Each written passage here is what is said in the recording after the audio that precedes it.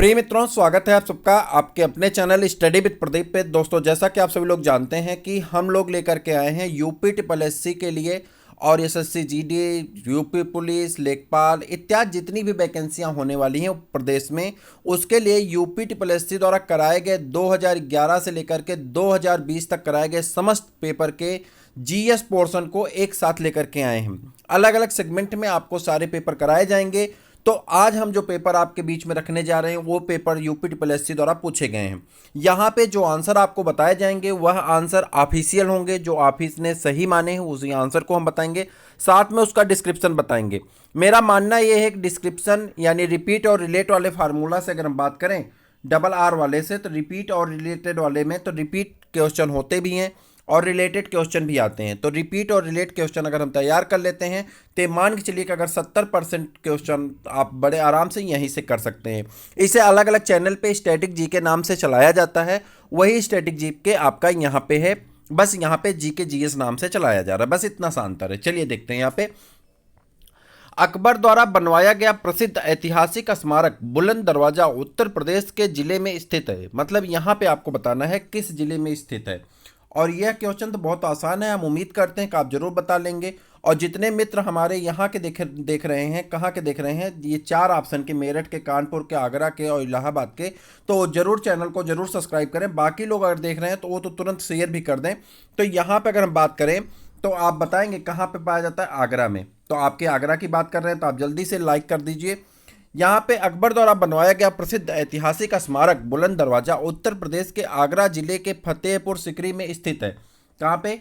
उत्तर प्रदेश के आगरा जिले के फतेहपुर सीकरी में स्थित है। इतना चीज याद रखेंगे। और नाम क्या है? बुलंद दरवाजा। ठीक है।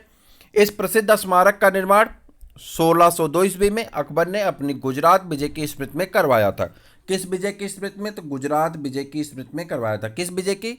गुजरात विजय की स्मृति में करवाया था। यह हिंदू और फारसी स्थापत्य कला का अद्भुत उदाहरण होने के साथ साथ दुनिया का सबसे बड़ा प्रवेश द्वार भी है। दूसरा पढ़ते हैं। किस सिख गुरु की जयंती गुरु पर्व त्योहार के रूप में मनाई जाती है? आपको यहाँ पे सिख गुरु दिए गए हैं, गुरु गोविंद सिंह दिए गए हैं, गुरु तेज बहादुर दिए गए हैं, गुरु अर्जुन देव दिए गए हैं, गुरु नानक देव दिए गए हैं।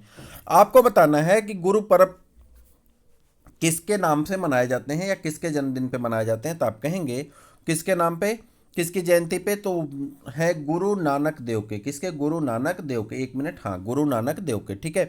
सिख पंथ के संस्थापक तथा सिखों के पहले गुरु नानक देव की जयंती गुरु पर्व त्योहार के रूप में मनाई जाती है।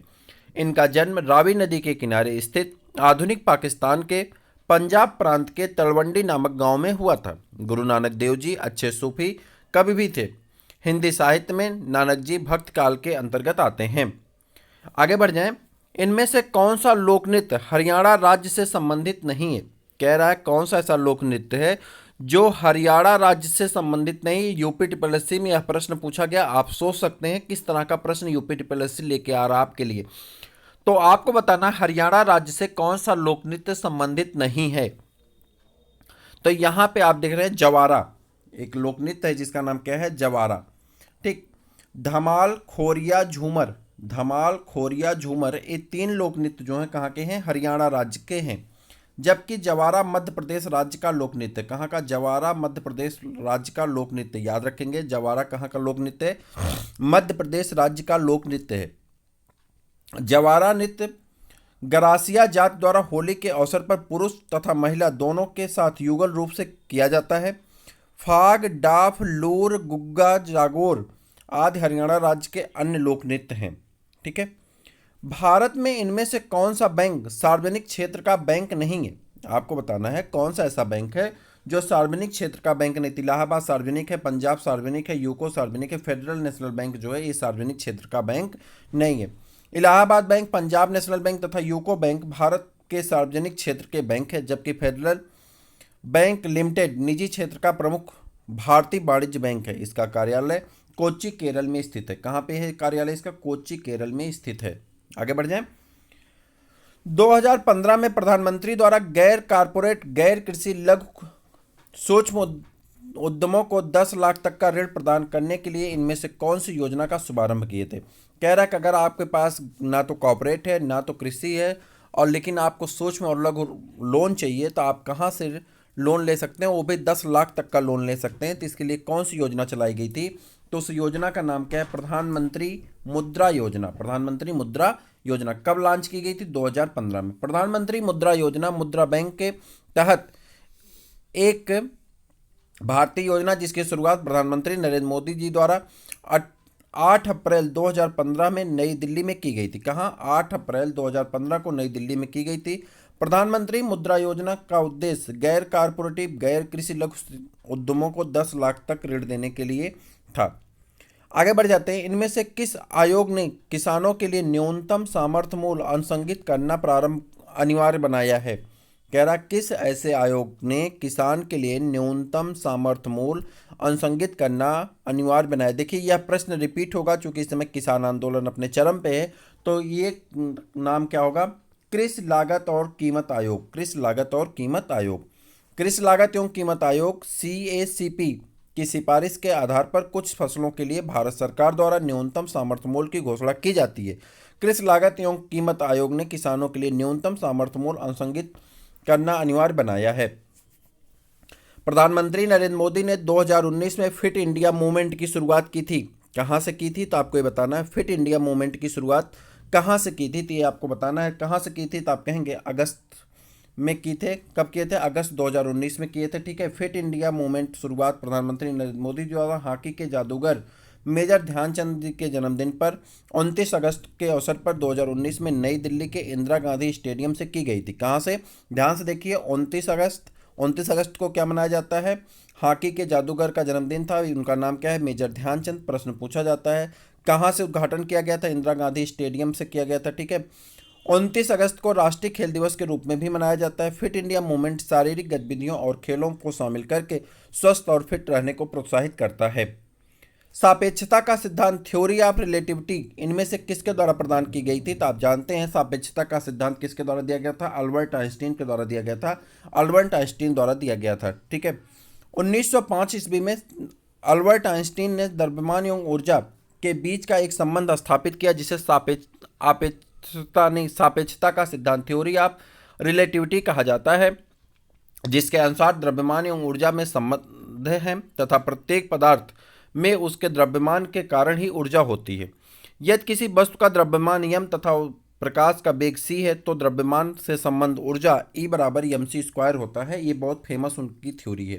ठीक है, theory of relativity. Madam Curie ने रेडियम की खोज की थी। मैडम क्यूरी ने किसकी खोज की थी, रेडियम की खोज की थी। अल्फ्रेड नोबेल ने डायनामाइट की भी खोज की थी तथा चार्ल्स डार्विन ने विकासवाद का सिद्धांत प्रतिपादित किया था। ठीक है, आगे बढ़ जाएं। अगला प्रश्न आपका है, पर्यावरण वन एवं जलवायु परिवर्तन मंत्रालय MOFECC ने अक्टूबर 2019 में भारत में इनमें से किस दुर्लभ और लुप्त प्राय प्रजाति की संख्या की गणना करने का पहला राष्ट्रीय प्रोटोकॉल प्रारंभ किया था। अब देखिए ये बहुत इंपॉर्टेंट क्वेश्चन है। आप कहेंगे 2019 का, भैया 19 का नहीं है, प्रश्न रिपीट हो सकता है क्योंकि पहली बार एक काम किया गया था, पहला राष्ट्रीय प्रोटोकॉल आरंभ किया गया था। किसकी जनगणना के लिए है, तो आप यहाँ बताएंगे किसका है, हिम तेंदुआ का। किसका है, हिम तेंदुआ का। ठीक है।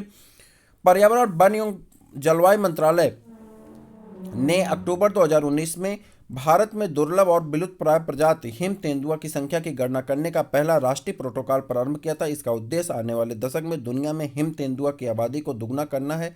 इस सर्वेक्षण में भारत के साथ नेपाल, मंगोलिया और रूस सहित हिम तेंदुओं की मौजूदगी वाले देश भी शामिल होंगे। किस वर्ष में गंगा नदी को राष्ट्रीय नदी घोषित किया गया है, कह रहा किस वर्ष में गंगा नदी को राष्ट्रीय नदी घोषित किया गया था। ये प्रश्न आपसे बहुत इंपॉर्टेंट पूछा जा रहा है, आप इसका उत्तर दीजिए, ज़्यादा उचित होगा। जल्दी से उत्तर बताइए। तो गंगा भारत की सबसे लंबी नदी है जो पर्वतों, घाटियों और मैदानों में होते हुए 2525 किलोमीटर की दूरी तय करती है। यह हिमालय के गंगोत्री ग्लेशियर से भागीरथी नदी के नाम से निकलती है। हरिद्वार में अलकनंदा तथा भागीरथी से मिलने के पश्चात गंगा के नाम से जानी जाती है। गंगा नदी बेसिन को विश्व की सबसे अधिक उपजाऊ क्षेत्र के रूप में जाना जाता है। भारत सरकार ने 5 नवंबर 2008 को गंगा नदी को राष्ट्रीय नदी घोषित किया और इस प्राचीन नदी को प्रदूषण और अन्य समस्याओं से मुक्त कराने के लिए एक उच्च अधिकार प्राप्त गंगा नदी घाटी प्राधिकरण गठित किया गया था। तो कब की घटना है? 5 नवंबर 2008 को। 5 नवंबर 2008 को गंगा को राष्ट्रीय नदी घोषित किया गया था। प्रश्न याद रखिएगा, दोबारा पूछा जा सकता है प्रश्न, क्योंकि गंगा सफाई अभियान अभी जोरों पे चल रहा है। इनमें से कौन से राज्य पालघाट दर्रे के से आपस में जुड़े हुए हैं? पालघाट दर्रा से कौन से राज्य आपस में जुड़े हुए हैं? यह प्रश्न ज्योग्राफी का है और पूछा जाता है, कई बार रिपीट होता है, खास करके लोअर पीसीएस का पेपर है तो लोअर और पीसीएस में या बीएड में या टेट में कहीं पे भी पूछा जा सकता है। तो अगर आप प्रैक्टिस पेपर कर रहे हैं तो आप ध्यान दीजिए इसका। पालघाट दर्रा किसे जोड़ता है आपस में? तो केरल और तमिलनाडु को जोड़ता है। ये तो आप जानते हैं, केरल और तमिलनाडु को जोड़ता है। पालघाट दर्रा पश्चिमी घाट पर्वत श्रेणी का एक बड़ा दर्रा है। नीलगिरी पहाड़ियों व अन्नामलाई पहाड़ियों के बीच में स्थित यह दर्रा लगभग कहाँ पे स्थित है? नीलगिरी पहाड़ियों व अन्नामलाई पहाड़ियों के बीच में स्थित यह दर्रा लगभग 32 किलोमीटर चौड़ा है। कितना चौड़ा है? 32 किलोमीटर। और किन पहाड़ियों के बीच में पाया जाता है? नीलगिरी पहाड़ियों और अन्नामलाई की पहाड़ियों के बीच में पाया जाता है। और केरल तथा तमिलनाडु दोनों राज्यों के बीच यह दर्रा यातायात के लिए प्रमुख मार्ग की भूमिका निभाता है। पालघाट दर्रा से होकर गुजरने वाले राजमार्ग और रेल मार्ग केरल के पालक्काड़ को तमिलनाडु के कोयम्बटूर से जोड़ता है। आगे बढ़ जाएं। हड़प्पा काल का इनमें से कौन सा नगर 3 भागों में विभाजित था? आपको बताना है हड़प्पा काल का कौन सा नगर ऐसा था जो 3 भागों में विभाजित था। तो आपने कई बार पढ़ा है, धौलावीरा। हड़प्पा काल का पूरा स्थल धौलावीरा गुजरात के कच्छ के रण के मध्य स्थित द्वीप खंडीर में स्थित है। धौलावीरा 3 भागों में विभाजित था। नगर के महाप्रसाद वाले भाग के उत्तर में एक विस्तृत संपूर्ण एवं व्यापक समतल मैदान के अवशेष मिले हैं। इसके उत्तर में नगर का मध्यम भाग है जिसे पुर की संज्ञा दी गई है। इसके पूर्व में नगर का तीसरा महत्वपूर्ण भाग स्थित है जिसे निचला शहर या अवम नगर कहा जाता है। ईस्ट इंडिया कंपनी ने किस वर्ष में कलकत्ता में सर्वोच्च न्यायालय की स्थापना की थी? आपसे प्रश्न पूछा जा रहा है किस वर्ष किए थे। तो वो तो किए थे 1974 में, लेकिन रेगुलेटिंग एक्ट कौन सा था? तो रेगुलेटिंग एक्ट था 1773 का। कौन सा? 1773 का। और किए कब थे? 1774 में। तो फिर से देखते हैं। 1773 के रेगुलेटिंग एक्ट में इंग्लैंड के सम्राट को कलकत्ता में सर्वोच्च न्यायालय स्थापित करने का अधिकार प्राप्त हुआ।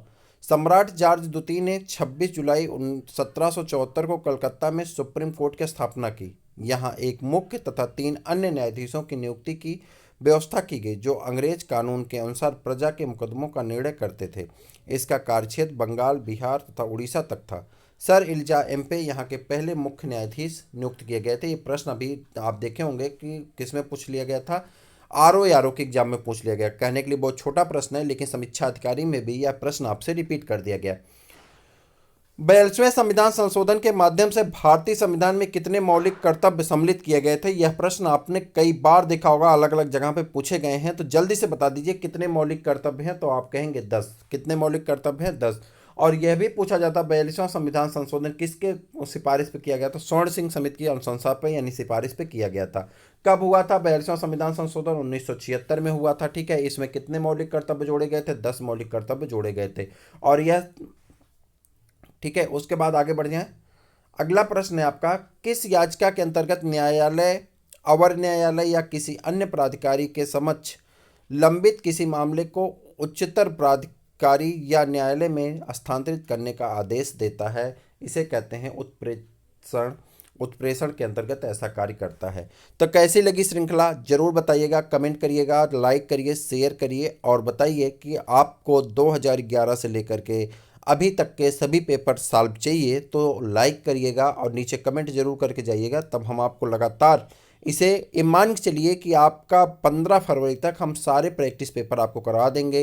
हिंदी का, इसका जीएस का, और उसके बाद आपका रीजनिंग और फिर मैथ का, जो आपके आने वाले एग्जाम में आपकी बड़ी मदद करने वाला। तो जल्दी से चैनल कर लीजिए सब्सक्राइब, अपने दोस्तों को कर दीजिए शेयर। फिर मिलते हैं किसी और वीडियो में, तब तक ले दीजिए इजाज़त। नमस्कार।